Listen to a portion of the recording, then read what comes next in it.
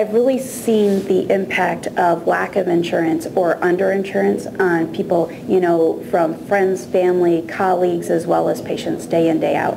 I'm an internal medicine residency program director, and often residents, these are physicians in training who already have an MD or a DO degree, are the default providers for folks who either have no insurance or have very low levels of insurance, such as Medicaid or other plans.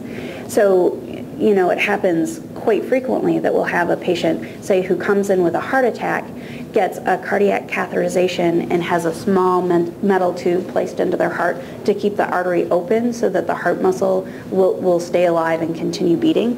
But then they need a very expensive medication indefinitely, but at least for many, many months, to help keep that tube open so they don't have another heart attack. But if they don't have insurance at all, or if they don't have a medication benefit that covers that, it can be really prohibitive, and we're constantly struggling with how to provide the care that will give people the quality of life, but in ways in which they can afford.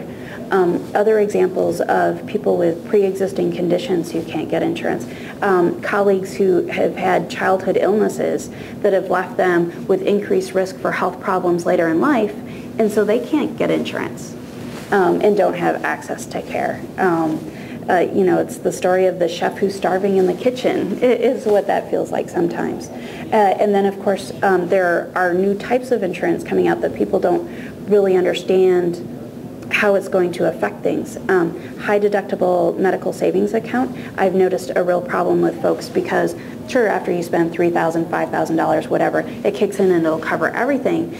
But what if you needed to come up with that $3,000 in the space of a week or two, or even a couple of months? Who has that kind of cash flow to be able to do that on a day-to-day basis?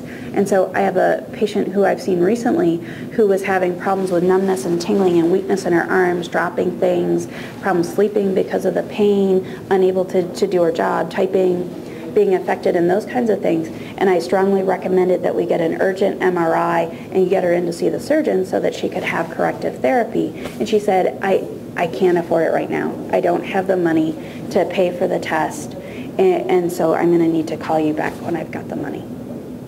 And this is a well-educated, middle-class woman who's fully employed. It happens every day.